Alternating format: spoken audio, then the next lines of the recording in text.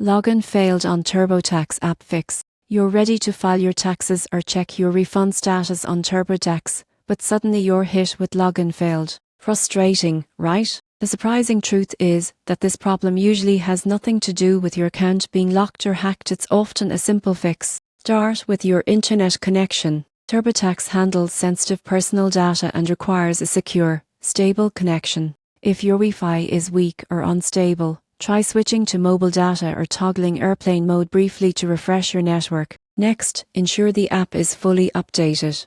Go to your App Store or Google Play, search TurboTax and tap Update if available. An outdated app version can fail to sync with TurboTax's latest security updates. Now, type your credentials manually. Don't use saved autofill passwords. Most people get this wrong because older passwords stored in your phone may not match the one registered with TurboTax. If you're unsure, select Forgot Password to reset it securely. If you're still having trouble, clear the app's cache. On Android, go to Settings at TurboTax Storage Clear Cache. On iPhone, uninstall and reinstall the app.